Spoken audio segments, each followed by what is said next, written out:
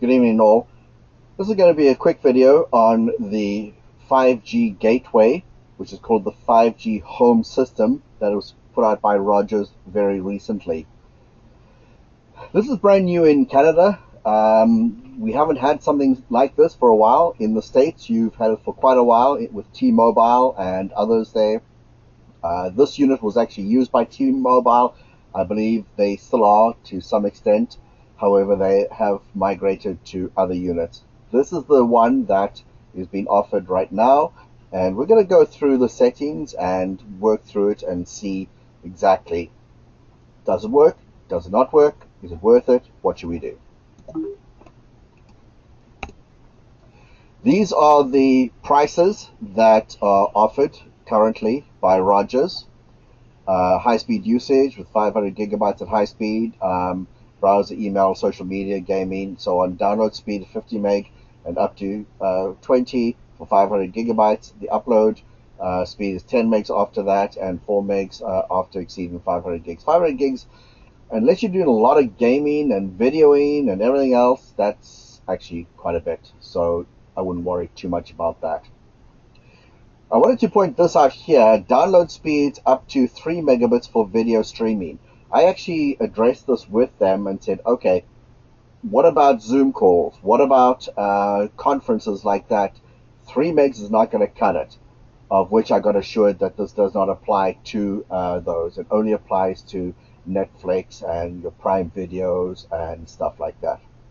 So that is adequate for those, and it allows you to be able to have more people watching video streaming on the 5G system by doing that.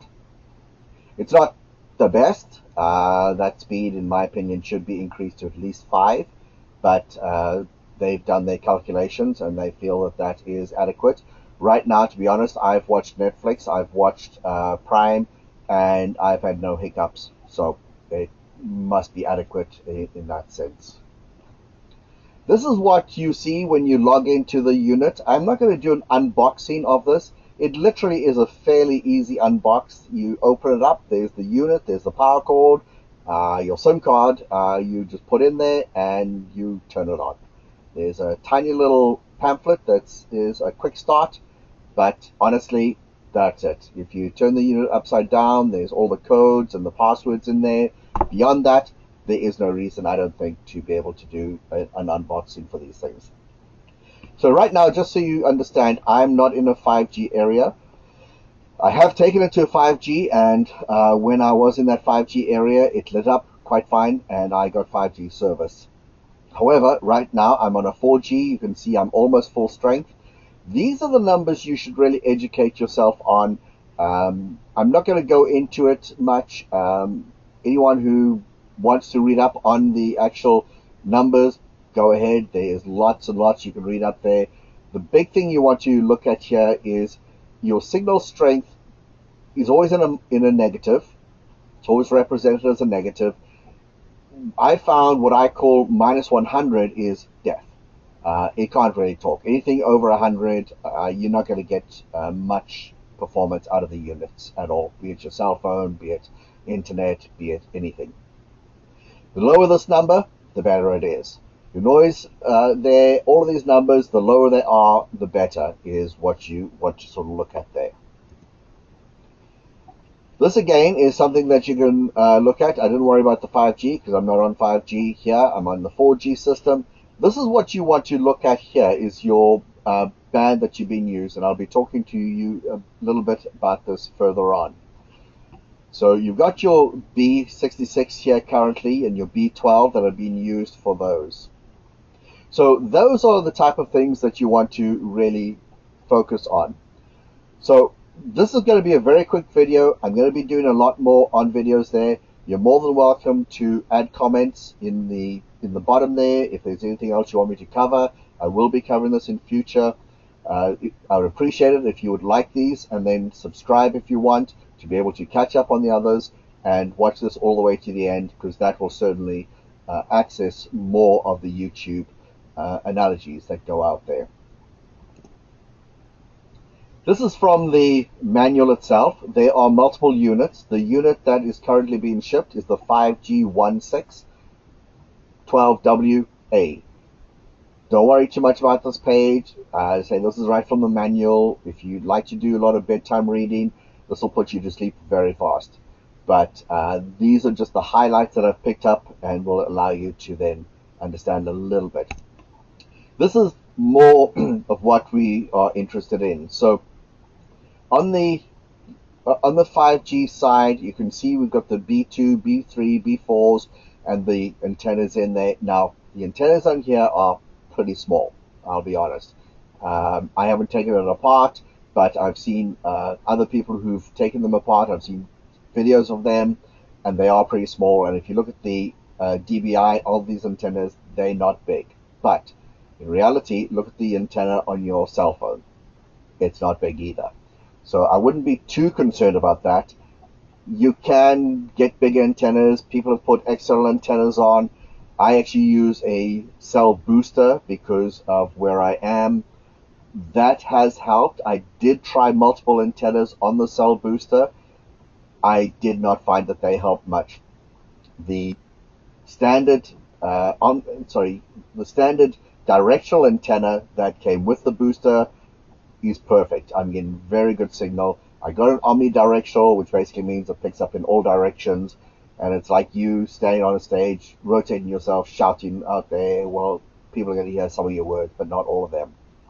Directional, of course, is better, so that's why I got much better performance out of that. But I wouldn't worry too much about external antennas. I would just go with the standard and move it around and watch your little lights at the top. There's 3 lights to show your signal strength, and if you're in a 5G, the 5G lights up, and it's very simple, very easy to use. When I was in the 5G area, I got the N2 was the one that I was locked onto, so you can see the N2 is accommodating in this unit. So these are the speeds. You can do your own speed test there, but this is one of the speed tests I did. So I'm on the 50 meg package, so you can see my download was almost 50 megs. My ping rate was very good. The lower the number on your ping rate, the better. 20, 30, 40 is good. 50 is okay. 60, 70, you may want to find a new position for it. Ping rates do make quite a big difference in performance. Upload wasn't as good as I'm supposed to get. I'm supposed to get 20. I got just under 10. But again, that was just the one test that I did. If you did another one, move the unit around a little bit, probably get the better upload there. Where is this useful?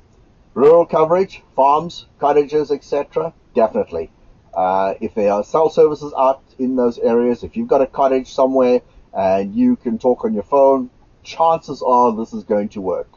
And you could then get a unit, get it shipped at home or whatever, take it up to your cottage, plug it in, get the best signal strength, and you have internet. It is literally that simple.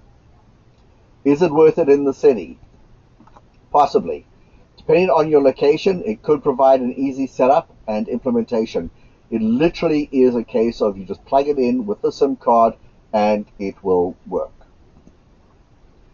So the pros here is, as I say, it's quick and easy, and it is plug and play.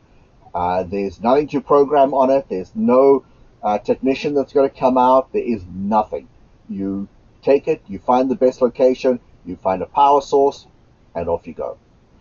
It's acceptable speeds depending on your location and access to the towers, seamless internet service, and availability.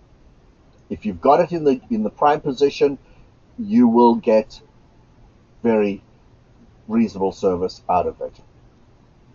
The cons: there is no service that's perfect. You have to understand this. I'm sure you have. You've been driving down the road, or you're sitting at your cottage somewhere, you're talking to someone on your phone, and suddenly it's hello, hello, and they're gone.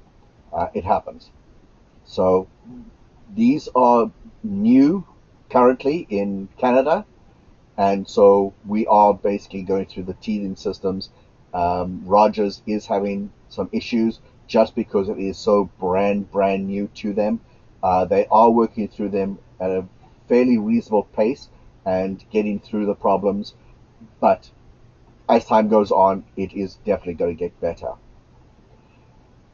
Bear in mind that these units are technically old. These have been around in the States, this model, for about 3 years. T-Mobile have been using them for quite a while. It doesn't mean that they're obsolete. It just means that it's the older technology. There are bigger, better ones out there, just like there are phones. You're going to probably find that they are going to be getting the better units shortly, or in a reasonable time anyway, and you'll probably be able to migrate to the better units at that point, which may or may not have better speeds, better antennas. We'll see. It all has to do with whatever is on the tower. Whatever the tower can talk to, these have to be compatible. So is it worth it? It is the first time cell service in Canada has offered such a service. Let them work out the kinks and refine it. Speeds could be better, however, in my opinion. 50 and 20 package, it's a little low. If I'm in a 5G area just on my cell phone and I do a speed test, I get exorbitant speeds. But that's just off my cell phone, no throttling or anything like that. I think they could increase these speeds. I would like to see 100, 200 come shortly, but again, that is their call and their packages that they offer. You're going to find the other services around here offer similar speeds, so it's not a case that they are slower than other providers. This seems to be what they are. However, remember, it wasn't that long ago where you would be lucky to get 100 meg download on your cable or your DSL, where now you're getting 1 gig, 1.5 gig. I think you're going to probably see the same on this as well. T-Mobiles in the States are getting between 800 and 900 megabit throughput on those radios. Again, it's just whatever the towers can accommodate. Learn how to read your radio numbers. I just gave you a very quick response there as to what they are. The lower the number, the better, if you can just remember that. So for the most part, yes, it is worth it, I think.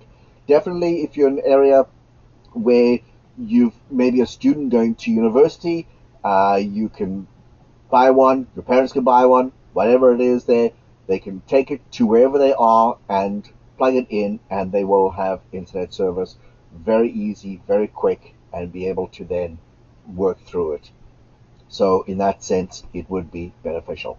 So I'm just going to quickly flip here for you. Oh, didn't time out. Good.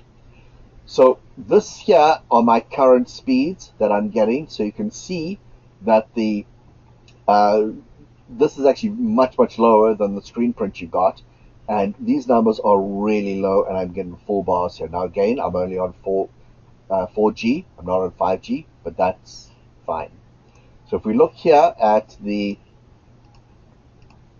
cellular service, if we look at the 4G, so I'm actually on a different band now. I'm actually on B12, and on the secondary, I'm actually on B4. So your bands will swap around, and the unit will try and talk to the best band available.